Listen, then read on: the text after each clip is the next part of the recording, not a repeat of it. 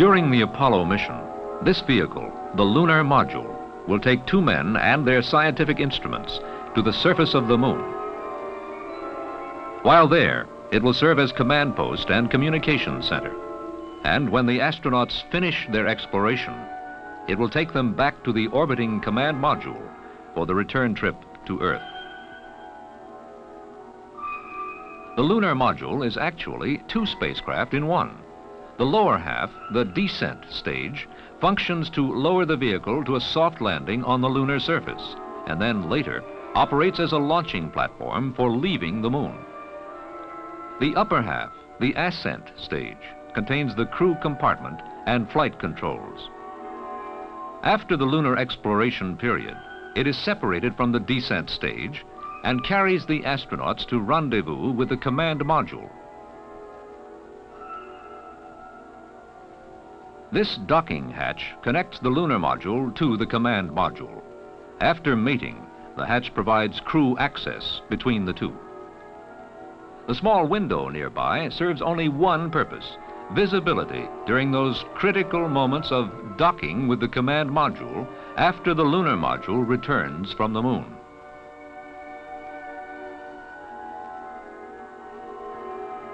Communications play an important role in the trip to the moon, and the lunar module is well equipped for its part of the job. In all, there are 13 antennas for the various modes of reception and transmission. This parabolic antenna is the rendezvous radar, used when the lunar module leaves the moon to dock with the orbiting command module. Propulsion, too, occupies prime attention on the lunar module. To jockey the spacecraft into position as it nears the surface of the moon, there are 4 clusters of rocket engines. Each cluster contains 4 engines used for controlling the attitude of the spacecraft. They enable the pilot to maneuver the vehicle up, down, forward, backward, or sideways. In the lower portion of the module is the rocket engine, which provides the propulsion for the descent to the moon's surface. The thrust is controllable and varies from 1 to more than 10,000 pounds. Located near the skirt of this descent engine is the landing radar unit. During the soft landing, this unit supplies critical information on altitude, range, and speed. The main hatch in the lower forward section of the ascent stage is the one through which the astronauts leave the lunar module to explore the lunar surface. Most of the interior space of the lunar module is taken up with instruments, dials, and gauges. The center panel at the commander's station has the major flight control instruments. Some of them are similar to those found in the command module. During the slow descent to the moon, these gauges provide readings on thrust and altitude. The astronauts on board the lunar module require instant access to a stream of facts, and they get it here at the keyboard for a computer. By punching coded words into the computer, the astronauts receive instant information on details of the flight and the spacecraft performance. The spacecraft pilot, like the commander, also has controls for thrust and attitude. The pilot also monitors the abort guidance panel. It gives him current information on all systems and, in case of trouble, the best procedure to use. The pilot's center panel contains instruments and switches for the operation of the spacecraft. The lunar module, crammed with instrumentation, communications equipment, and propulsion, all needed for the important job of jetting 2 men down to and away from the surface of the moon.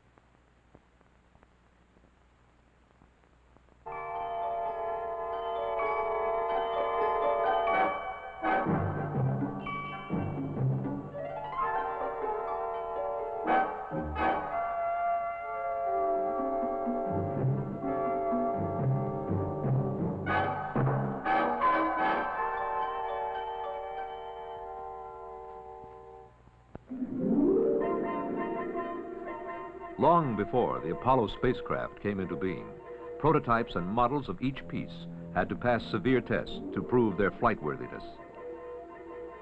The command module or crew compartment was subjected to drop tests to assure the seaworthiness of the craft,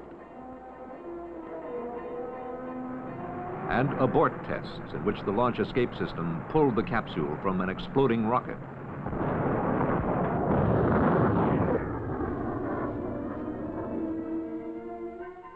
Parachute tests.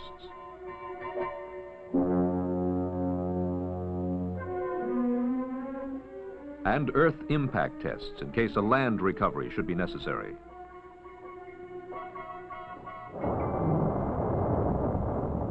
Prototypes of the various modules were launched into space to test flight equipment.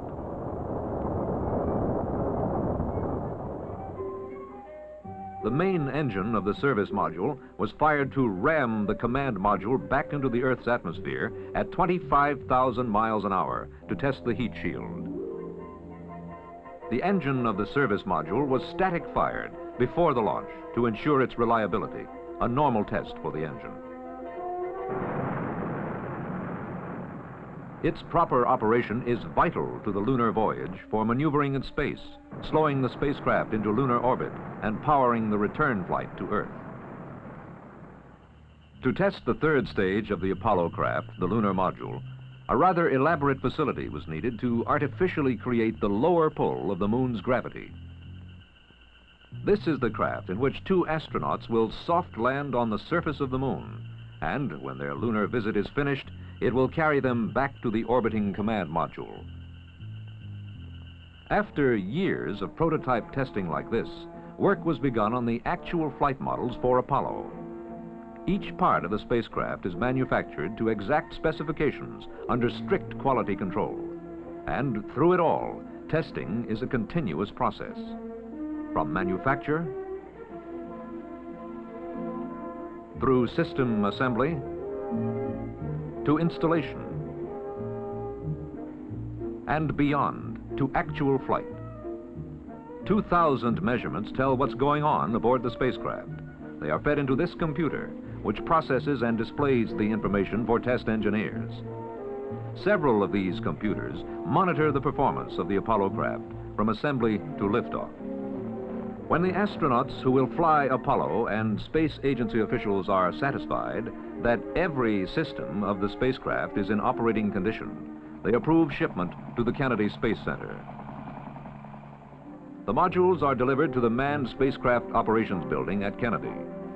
In this building, the three segments of Apollo meet for the first time. But another series of tests is conducted before the separate parts can be joined together. Then the three pieces are temporarily joined and placed inside a large vacuum chamber. The astronauts practice their missions in something close to the airless environment of space inside the chamber. They and the spacecraft are both checked. In the background, computers follow each and every test, comparing the results against those expected. Finally, the three parts of the spacecraft are ready to be mated into a single unit. The lunar module fits into an adapter unit, which acts as a protective shield and supports the other spacecraft modules. Next, the command and service modules are positioned on the adapter. More tests of the fully assembled spacecraft follow. The testing doesn't end there. It's been more than a year since the first test was conducted on this spacecraft. And now it is ready to be mated to the launch vehicle, the Saturn V. Even then, the testing continues, right up to the time when the Apollo spacecraft will be subjected to the final test, liftoff, spaceflight, and return to Earth.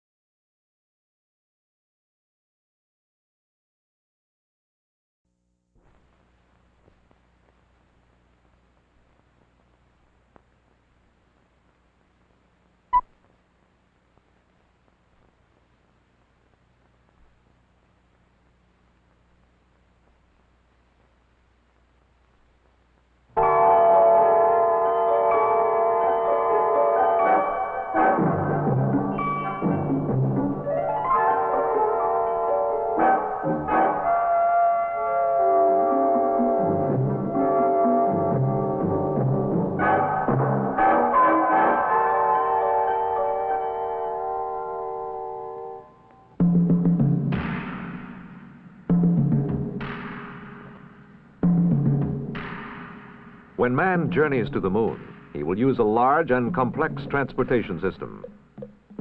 It's called Apollo Saturn. All told, the assembly is 363 feet high and at ignition weighs over 6 million pounds. Of this, the portion that will make the trip to the moon is the top 53 feet. The slender device at the very top is the launch escape system. If the launch is smooth and all systems operate properly, it is discarded early in the flight. The spacecraft consists of the command module, the service module, and the lunar module. The command module is crew quarters, cockpit, and headquarters for the 8-day voyage. This is the only portion of the spacecraft that will return to Earth. The atmosphere inside will be such that the astronauts will not have to endure the discomfort of wearing their bulky, pressure-tight spacesuits all the time. However, for safety and emergency reasons, one crew member will be in his spacesuit at all times. Directly below the command module is the service module. In a sense, this is the basement of the spacecraft. Here are the fuel cells that will generate the electricity required for the spacecraft, radio antennas, storage space for experimental equipment and tools, fuel and oxidizer tanks. For the service module also contains the main propulsion engine for lunar and Earth travel. As Apollo approaches the Earth, the service module is abandoned and the command module returns alone. At launch, the lunar module occupies the third position in the spacecraft. During the lunar trajectory, the command module and the service module fly out about 100 feet, turn around, and come back to dock with the lunar module.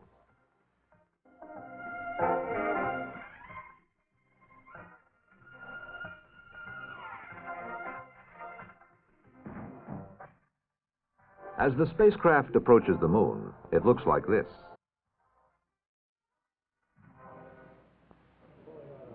The lunar module actually consists of two vehicles. The descent stage, which is mainly the landing gear and an engine that is gimbaled and can be throttled. And the ascent stage, consisting of yet another engine and cockpit or cabin portion. After the lunar exploration period, the descent stage is left on the moon, as the ascent stage lifts to rendezvous with the command module. After the crewmen transfer to the command module, the lunar module is left in lunar orbit, as the command module is steered into its homeward course.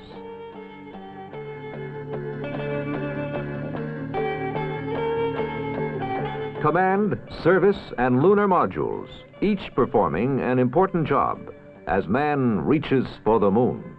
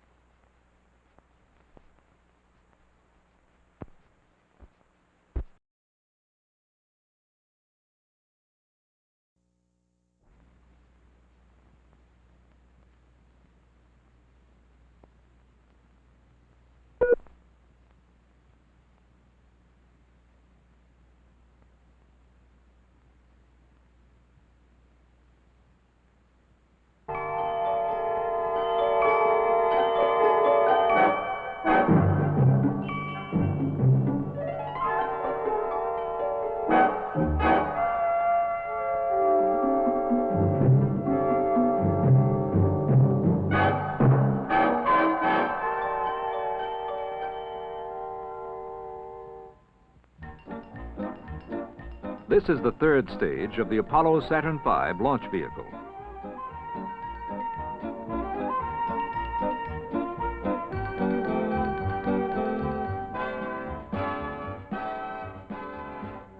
Like the second, it uses super cold fuels liquid oxygen, 20,000 gallons of it, which must be stored at 273 degrees below zero, and 63,000 gallons of liquid hydrogen, stored at minus 423 degrees. If these temperatures are not maintained, both turn into gas and become worthless as propellants.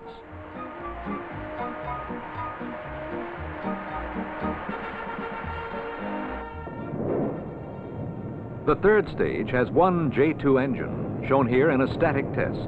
It develops a thrust of 200,000 pounds. The stage is over 58 feet high and 22 feet in diameter. When fully fueled, it weighs 130 tons. In flight, the third stage ignites after second stage burnout. This is approximately 117 miles above the Earth and traveling 15,300 miles an hour. The height is enough for Earth orbit, but the speed is too slow to maintain it. So the third stage burns for just over 2 minutes to boost the speed to 17,500 miles an hour, then shuts off.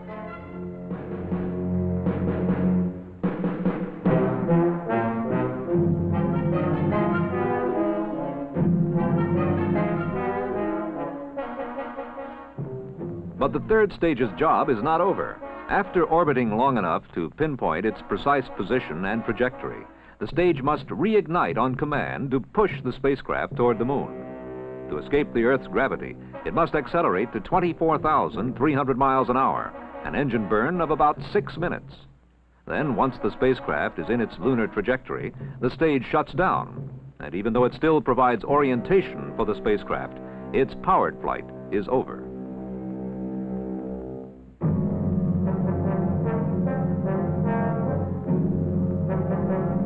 The Apollo Saturn V third stage starts at the bottom as an aluminum airframe, a cone-shaped fairing that connects the two stages.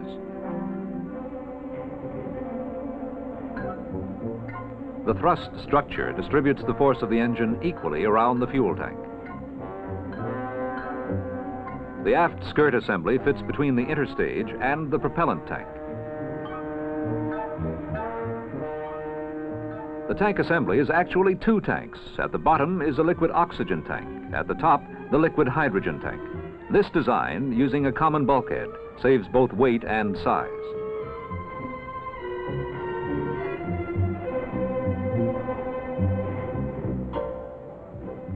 The forward skirt supports the instrument unit, the top and final part of the launch vehicle.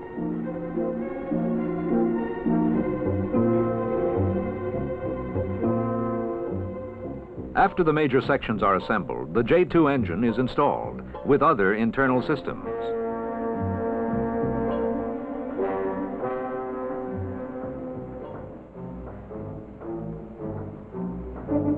The hydraulic system that furnishes power for gimbaling the engine. The electrical system providing basic power. The telemetry system to send flight data back to ground stations.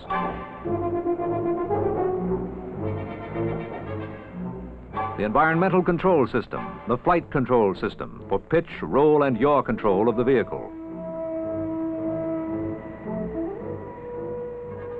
And ullage control to push the fuel against the bottom of the tank for reignition, necessary since the stage is weightless during its operation. After checkout of its systems, the stage is static fired at full thrust and full duration at the Sacramento test area.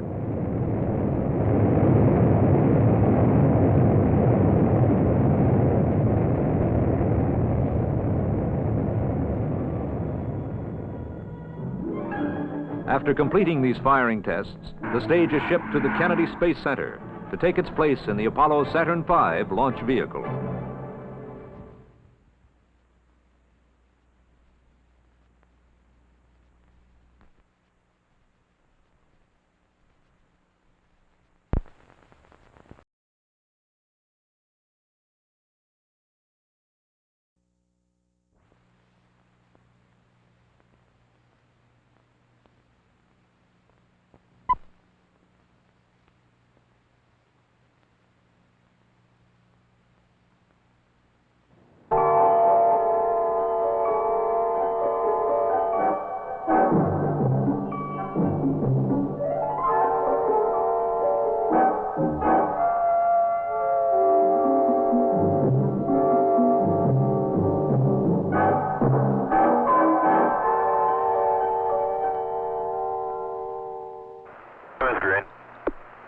Bermuda? Bermuda's green. Vanguard? Vanguard, read you loud and clear. Status is green. Ascension? Ascension, go.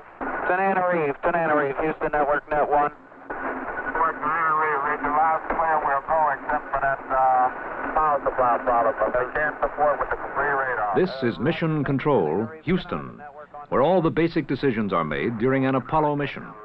From here, flight controllers direct a mission from the time the spacecraft is launched until it is recovered. This is the focal point for all critical information on the spacecraft and the flight crew, where real-time decisions must be constantly made. It is also from here that the world gets news firsthand and can follow the progress of a flight almost as fast as it's happening. White Sands Network, Net 1. White Sands, our status is green. There are 2 control rooms. Each can be used independently, and a separate mission can be handled in each at the same time. Apollo flights are also supported by launch facilities at the Kennedy Space Center in Florida. Roger, Honeysuckle Network, Net 1. Honeysuckle, read you loud and clear. Our status is green. Roger, Godfrey, commenting. Launch vehicle monitors at the Marshall Space Flight Center in Alabama, and a worldwide communications network of tracking stations through the Goddard Space Flight Center in Maryland. The network of tracking stations and the Mission Control Center are joined by the Communications, Command, and Telemetry System. This message-carrying system is the communications link between the spacecraft and the ground. The system consists of 3 digital computers. 2 of them provide for mission support. While one is in use, the second stands by, and the third is used for Apollo program development.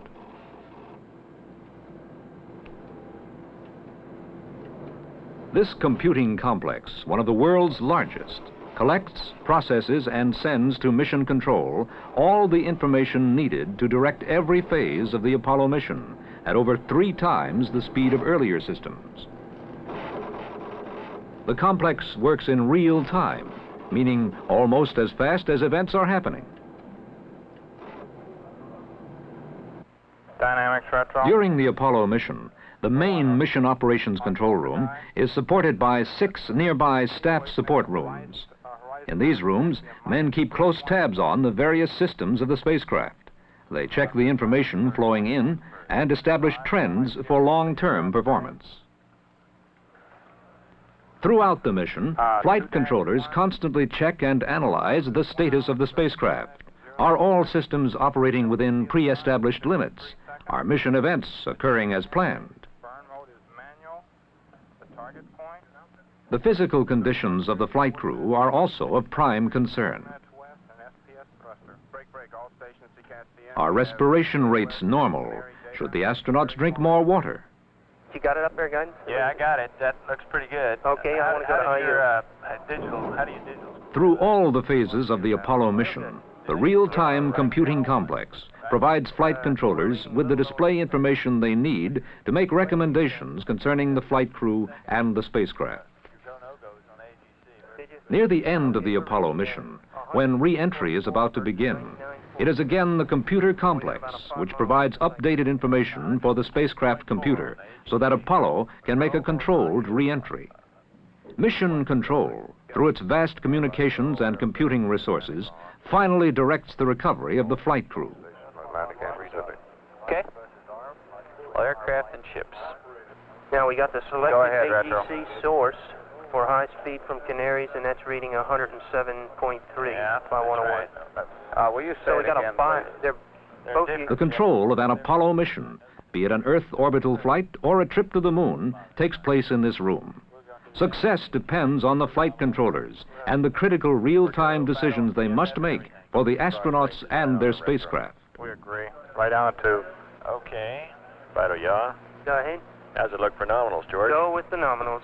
Roger that. 100%. You bet. We're home.